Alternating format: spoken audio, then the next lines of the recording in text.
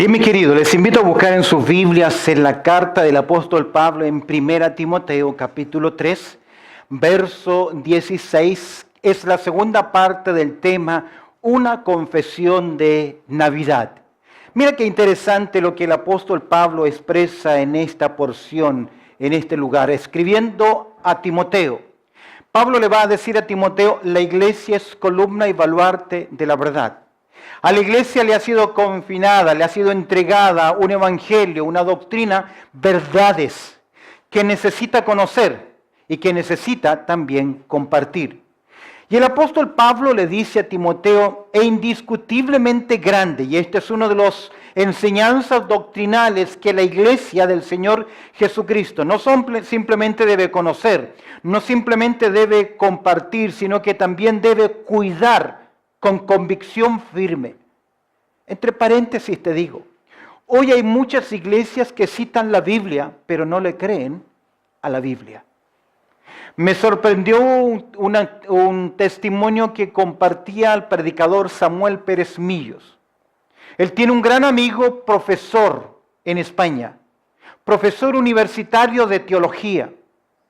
Y un día conversando, el profesor universitario de teología le decía a Samuel, ¿tú crees todo lo que enseñas, lo que predicas?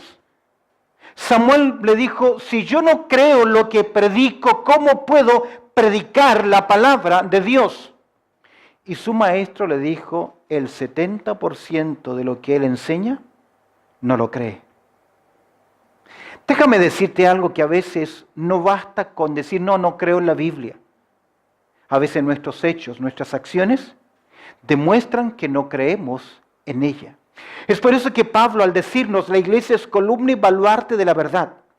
Y al reflexionar en Navidad, mira lo que dice el texto. Pablo dice que es indiscutible. La palabra indiscutible significa que es aceptada por toda la iglesia. Se cree que era una confesión de la iglesia del primer siglo o de los primeros siglos. E indiscutiblemente grande es el misterio de la piedad.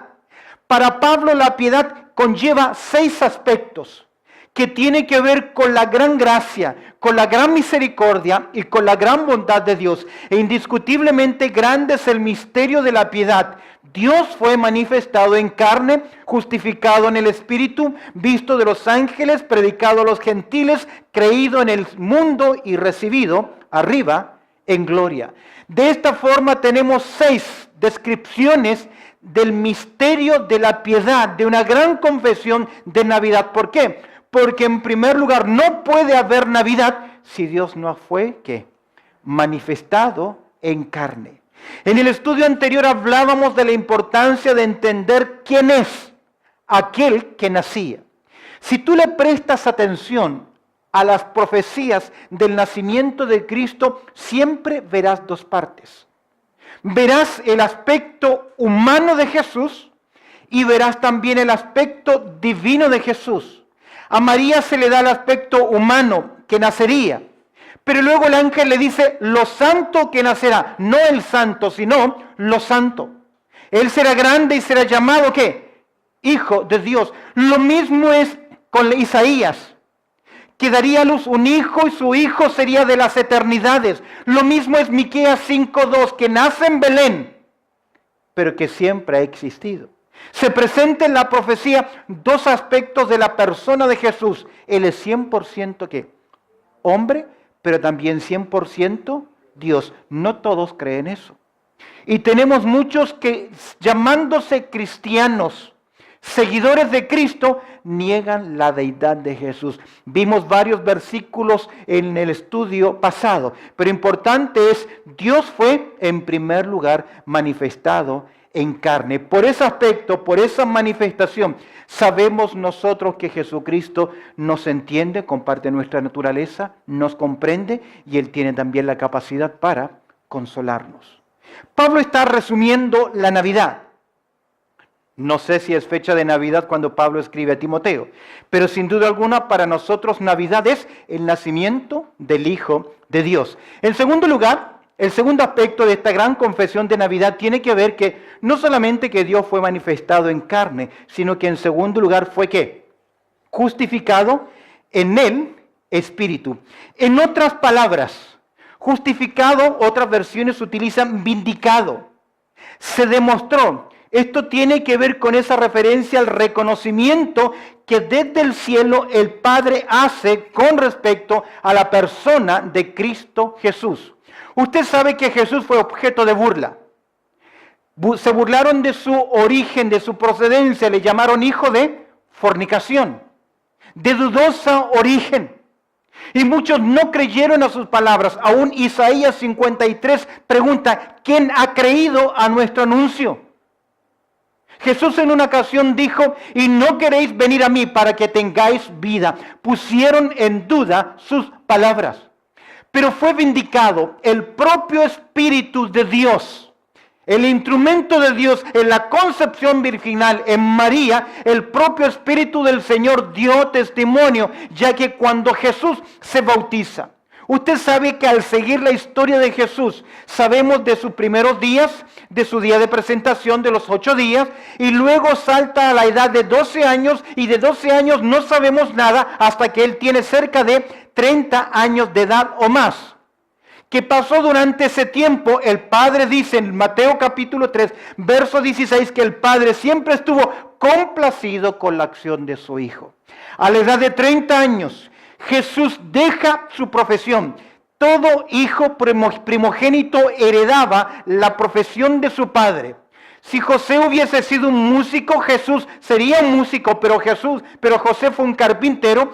Por lo tanto, Jesús también fue ¿qué? Un carpintero, pero un día él cerró el taller de carpintería.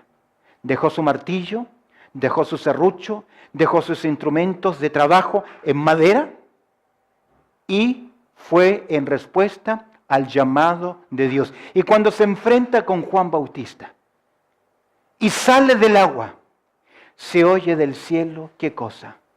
Este es mi Hijo amado, en quien tengo complacencia.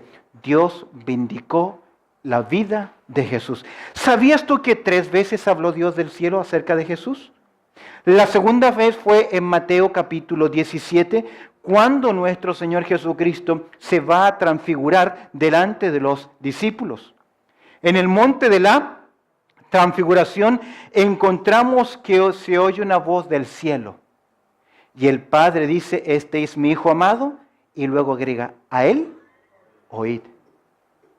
Y en la tercera ocasión es frente a una multitud que iban demandando cosas acerca de Jesús. Pero en Juan capítulo 12, verso 28 leemos, Padre, glorifica tu nombre. Entonces vino una voz del cielo, lo he glorificado y lo glorificaré. Otra vez, dice el Dios del cielo. Ese es por eso que Pablo dice, Jesucristo, no simplemente Dios fue manifestado en carne, sino que fue ¿qué? Justificado, o mejor dicho, vindicado. Se demostró que a pesar de que los hombres acusaban su origen, Dios desde el cielo interrumpe en forma audible en esta tierra para que los hombres oigan ¿qué cosa? Que ese que estaba ahí, Jesús de Nazaret, ¿era quién? El Hijo de Dios. Y es interesante porque el texto dice que fue vindicado ¿en qué? En el Espíritu. Obviamente es el Espíritu Santo. ¿Cómo fue concebido Jesús? Por obra y gracia, la obra del Espíritu Santo en la vida de esa mujer. Ahora es interesante, ¿cómo fue justificado en el Espíritu en su vida terrenal? ¿Recuerdas el momento en que él es bautizado? Juan supo quién era Jesús. Porque Juan nos dice en capítulo 1, verso 23 del Evangelio de Juan, también dio Juan testimonio diciendo, vi al Espíritu que descendía del cielo como paloma y permanecía sobre él. El Espíritu Santo no era ¿qué? Una paloma, sino que fue una forma visible. En teología, los comentaristas le llaman una fanía, neumatofanía, neumato-espíritu, que es una manifestación del Espíritu Santo en una forma visible, que sirvió como señal en primer lugar a Juan. ¿Para qué? Para demostrar que el Espíritu vino sobre ¿quién? sobre él. Encontramos que no simplemente vino sobre él, sino que el Espíritu Santo le ungió en ese momento. Y esto es importante porque entrando Jesús en Nazaret, en una sinagoga, Lucas capítulo 4, verso 18, en ese día se le dio la oportunidad a Jesús que pudiese hablar. Las sinagogas eran un lugar donde los hombres se reunían y todo hombre tenía la oportunidad de levantar su mano y hablar, expresar algo acerca del Antiguo Testamento. Como conocían a Jesús que comenzaba su ministerio, lo invitan, él viene y pide que le den el profeta Isaías en el capítulo 61, donde el profeta Isaías dice, el Espíritu del Señor está sobre mí o me ha ungido. Y el Señor, después de leer esa porción, entrega el rollo, se sienta, porque era una cátedra que él iba a dar, se sienta y luego les dice qué cosa.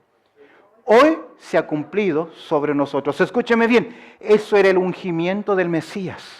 En el Antiguo Testamento el ungimiento era simbolizado a través del derramar aceite sobre una persona, que era una forma visible de demostrar que era encomendado. El Espíritu Santo no simplemente vino sobre Jesús, sino que también ungió a Jesús. Y en su naturaleza humana, Jesucristo hizo milagros, no porque Él ejerció su poder como Dios. El Espíritu del Señor vino sobre Él, le ungió y le dio la capacidad de hacer ¿qué? Milagros. Escúcheme bien, todos los milagros que el Señor Jesucristo hizo, lo hizo en el poder del Espíritu Santo. Jesús dijo en Mateo capítulo 12, verso 28, si yo por el Espíritu echo fuera a los demonios, sabéis que el reino de los cielos en medio de vosotros está. ¿Cuál fue la reacción de los hombres cuando Jesús hacía milagros? Le dijeron, ¿tú haces milagros por quién? No por el Espíritu de Dios, sino por el Espíritu de quién? De Belcebú. Que el Señor Jesucristo confrontó esta situación porque los milagros que Él hacía era demostración que Él era el Mesías. ¿Por qué? Porque el Mesías sería ungido con el Espíritu Santo, ¿para qué? Para hacer milagros. En Romanos capítulo 1, verso 4, el apóstol Pablo dice lo siguiente, que fue declarado Hijo de Dios con poder según el Espíritu Santo, por la resurrección de entre los muertos. El Espíritu le vindicó como Hijo de Dios por medio de la resurrección. ¿Sabes quién resucitó al Hijo? El Espíritu Santo. ¿Sabes qué dice el apóstol Pablo en Romanos capítulo 1? Que el mismo Espíritu que resucitó a Cristo, ¿dónde está? En cada uno de nosotros. Es por eso que Jesucristo fue manifestado en carne. Pero a pesar de que fue dudado su origen, cuestionaron, mejor dicho, su origen, pusieron en controversia su procedencia, desde el cielo, Dios declaró, este es mi Hijo amado, y el Espíritu Santo le justificó, demostró que Él verdaderamente era ¿quién? El Hijo de Dios. Pero no simplemente eso. No simplemente el misterio de piedad significa que Dios fue manifestado en carne. Segundo lugar, justificado en el Espíritu. Sino que en tercer lugar, y me gusta mucho esto, visto de los ángeles. Es interesante, la palabra visto significa que es una expresión que tiene que ver con fue observado. Me imagino los millares y millares de ángeles observando qué es lo que iba a hacer ¿quién? El Hijo de Dios. En la Biblia muchos hombres vieron a los ángeles, pero no se nos dice que los ángeles vieron ¿a quién? Al hombre. Aquí encontramos que en este relato, que la descripción interesante, cómo los ángeles van observando. Y mira conmigo algo interesante con el ministerio de los ángeles. Cuando Jesús aparece en esta tierra, lo vieron y le describieron en su nacimiento. Me encanta aquella noche bajo la luz de las estrellas, allá en Jerusalén, en torno a una fogata. Aparece el ángel del Señor, posiblemente Gabriel, y les dice, hoy les doy nueva de gran gozo, que será para ustedes, para tu pueblo. ¿Y cuál es el mensaje que le entrega? Que os ha nacido hoy en la ciudad de David un Salvador, que es Cristo el Señor. Y luego le dice, y esto le servirá por señal. Hallarás al niño envuelto en pañales y acostado en un pesebre. Y luego que el ángel entrega ese mensaje a esos pastores, humildes pastores, no a los líderes, no a los de influencia religiosa en Jerusalén, a un puñado de hombres, casi analfabetos, dentro de las clases sociales, los más bajos. A ellos se les dice qué cosa. El rey ha nacido. Me encanta qué ocurre después. ¿Qué ocurre después? Repentinamente apareció, dice el doctor Lucas, una gran multitud o una legión, no sé si multitud de ángeles, utilizando un término militar.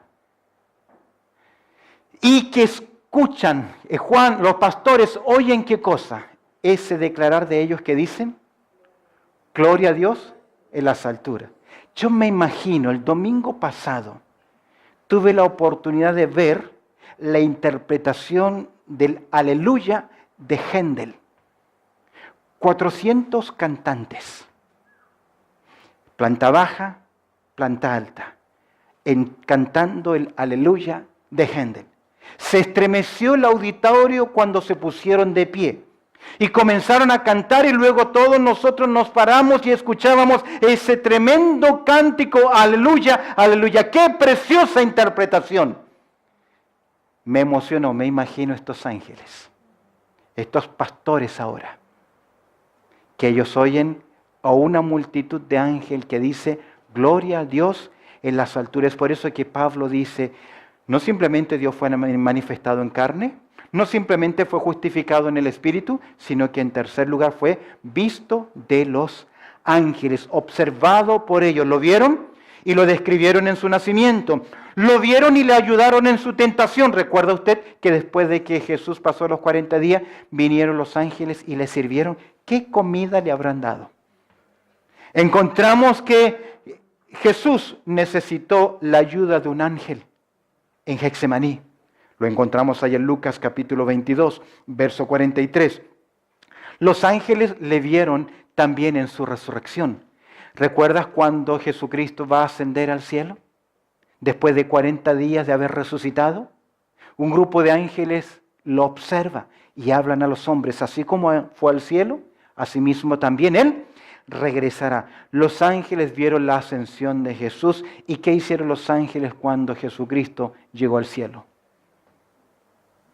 Pablo dice que fue recibido arriba en gloria. Salmo 91:11 dice, pues a sus ángeles mandará cerca de ti que te guarden en todos tus caminos. Y ahí estuvieron los ángeles. ¿Por qué? Visto de los ángeles. ¿Qué más? ¿Qué dice Pablo? ¿Qué más acerca de esta confesión de Navidad? Dios fue manifestado en carne. ¿Qué más? Justificado en el Espíritu, visto de los ángeles. Cuarto, predicado a los gentiles. Predicado significa anunciado. Se refiere al mensaje. Ahora es interesante que dice predicado a quiénes. A los gentiles. ¿Quiénes son los gentiles? Nosotros, toda persona que no pertenece a quién. Al pueblo de Israel. Hay gente que cree que porque ya se convirtió a Cristo, ya no es gentil, sigue siendo gentil. No estamos hablando del adjetivo de gentileza, de amabilidad, sino una clasificación. Usted racialmente no pertenece a la nación de Israel. Pero ¿sabías tú que la primera comisión que el Señor le dio a sus discípulos fue enviarlos a las ovejas perdidas de la casa de Israel? En Mateo capítulo 10, y Dios les dice, no entren por camino de samaritanos ni en tierra de gentiles, no vayan allá, tienen que ir donde, a las ovejas perdidas de la casa de Israel. Pero como a los suyos vino y los suyos que no le recibieron, hoy el mensaje es predicado ¿a quién? A todas las generaciones. En Hechos capítulo 1, verso 8, Jesús dice, me seréis testigos, ¿hasta dónde? Hasta lo último de la tierra. Es por eso que el apóstol Pablo dice lo siguiente, 1 Timoteo 1:15, palabra fiel y digna de ser recibida ¿de quién? ¿Qué dice el texto? Por todos. Que Cristo Jesús vino al mundo para salvar a los pecadores, de los cuales yo soy el primero. Déjame decirte algo. De los ya más de 7.000 millones de habitantes que somos en esta tierra, podríamos decir que solo 1.000 millones de habitantes conocen a Cristo.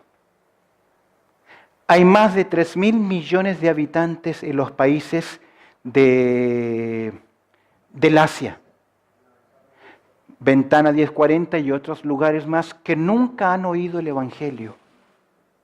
Y que, permíteme utilizar esta expresión, con suerte tal vez, alguno de ellos a la edad de 35 o más años pueda por alguna casualidad oír algún momento la palabra Jesús. Y nada más. Predicado a los gentiles. Y esto me hace pensar que usted y yo es mi responsabilidad. ¿Qué responsabilidad? ¿Cuál es su responsabilidad? Algunos dijimos, Señor, dame uno el 2000 en este año. ¿Qué del próximo año? ¿Sabes que no necesitamos ir muy lejos para encontrarnos con personas que nunca han oído de quién? De Cristo Jesús. Por eso Pablo dice, Dios fue manifestado en carne, justificado en el Espíritu, visto de los ángeles, predicado ¿a quién? A los gentiles. ¿Sabe que Pablo y los apóstoles cumplieron su misión? En 35 años ellos llevaron el Evangelio a todo el mundo conocido de ellos. Y nosotros, en más de 2000 años de historia, todavía no hemos logrado llevar el Evangelio hasta lo último de la tierra. Un día el Evangelio llegará hasta lo último de la tierra. Será predicado, pero ese día será cuando venga el fin. Mira conmigo, si es predicado a los gentiles, que dice Pablo ahora en quinto lugar, es creído ¿en dónde? No por el mundo, sino que creído ¿dónde? En el mundo. ¿Por qué? Porque hay muchos que a pesar que le predicamos el Evangelio, ¿qué? ¿No creen? Usted puede que tenga familiares, amigos, hermanos, padres, hijos, cuñados, etcétera, sobrinos, nietos, no sé, que tal vez les hemos predicado el Evangelio, le hemos hablado del Evangelio y no se han convertido. Recuerdo que me convertí a mis 15 años y desde mis 15 años, cumpleaños, casamientos, funerales, me dediqué, oportunidad que tenía, estaba reunida la familia, les predicaba el Evangelio, No muchos se convirtieron algunos primos míos, familiares, algunos tíos. Hoy que regreso a mi país después de años, veo que esa semilla que se sembró comenzó a dar fruto. Porque una de mis tías, que era difícil de predicar el Evangelio, le prediqué el Evangelio y hoy sus 2 hijos están tremendamente envueltos en la iglesia y sirven al Señor. Predicado, nosotros predicamos, no siempre la gente cree. Cuando tú miras el libro de los Hechos, ¿cuántos creyeron en Jesús? En el tiempo de Jesús, ¿cuántos creyeron? Fueron pocos. A veces oigo a personas decir, yo voy por el milagro, Dios hizo un milagro en mi vida. Jesús hizo miles de milagros. ¿Y a dónde quedó esa gente? ¿Dónde estaban esos miles que cuando Pilato pregunta, Jesús o Barrabás, ¿dónde están esos miles? ¿Qué dicen esos miles? ¿Creyeron esos miles? No. Luego cuando Él muere, resucita, los discípulos, los apóstoles predican, ahí comienza, ¿qué cosa? La gran cosecha. Pedro predica una ocasión, ¿se convierte en cuánto? 3.000. Luego vuelve a predicar 5.000 más. Y luego ves a través del libro de los Hechos que por la persecución los discípulos salen, predican en Samaria.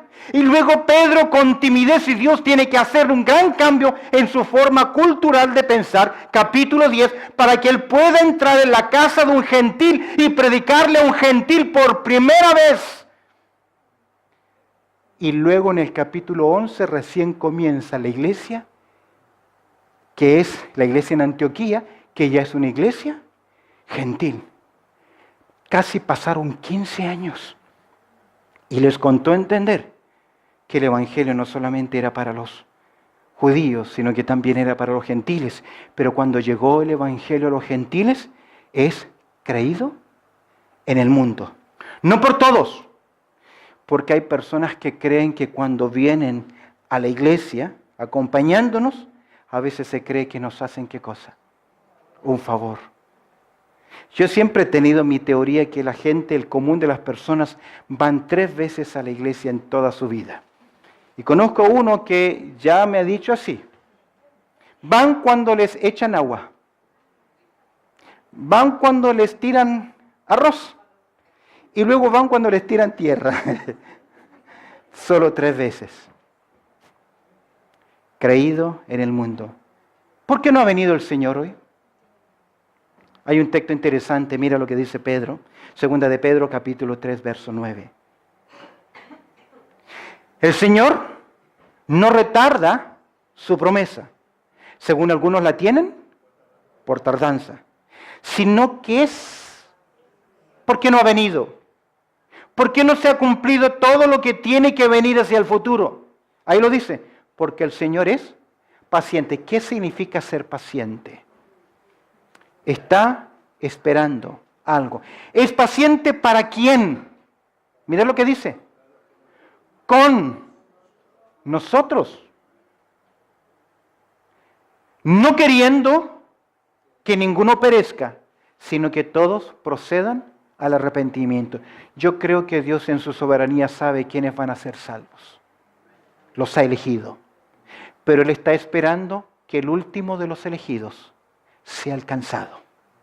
Y el día que eso ocurra, las profecías, lo que tiene que venir hacia el futuro, se cumplirá. ¿Por qué no ha ocurrido? Porque Él es paciente para con nosotros.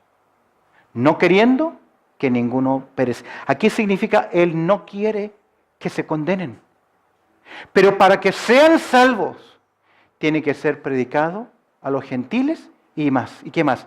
Y creído en el mundo. Última declaración de esta confesión de Navidad. ¿Qué dice Pablo? E indiscutiblemente grande es el misterio de la piedad. Primero, Dios fue manifestado en carne. Segundo, justificado en el Espíritu. Vea su Biblia, no se duerma. Tercero, predicado a los gentiles, creído en el mundo. Y por último, ¿qué? Recibido arriba en gloria. Si tú miras 1 Timoteo capítulo 3, verso 16, comienza y termina con palabras fantásticas. Comienza con Dios. ¿Y termina con qué? Con gloria. Doxa. Dios y gloria. Dos cosas importantes en la vida. La gloria es lo que Dios, la esencia es. Pero usted sabe que un aspecto de la gloria es mi destino final allá en la gloria. Y es interesante que nuestro Señor Jesucristo fue recibido arriba en gloria. Su llegada al cielo fue 40 días después de su resurrección. En el Salmo capítulo 24, verso 7 dice, alzado puertas vuestras cabezas y alzado vosotros puertas eternas y entrará el Rey de gloria. Yo creo que cuando el Señor Jesucristo llega al cielo, después de haber acabado su ministerio en esta tierra, y después de que Jesús habló, fue recibido arriba en el cielo y se sentó a la diestra del Padre. Y Pablo dice que cuando el Hijo llega al cielo, los ángeles se ponen de pie y aplauden y celebran porque el Señor Jesucristo fue recibido arriba, ¿qué? En gloria. En todo reconocimiento, en toda majestad, en toda honra, porque fue enviado con una misión y Él fue obediente hasta la muerte y muerte de cruz. Esa es la gran confesión de Navidad. En otras palabras, regresa y regresa triunfante porque ha pagado ¿qué?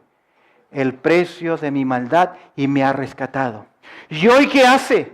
Sentado a la diestra del Padre, esperando aquel momento en que todas las cosas finalmente se cumplan de acuerdo a su soberano plan. ¿Y qué papel juega la iglesia? Hemos recibido ese mensaje y debemos llevar ¿qué cosa? Ese mensaje. A veces cantamos noche de paz, noche de amor. A la gente le gusta solo la Navidad, porque la Navidad es regalo, lo tierno. Pero no simplemente tienen que huir de Belén. Tienen que huir también ¿de qué?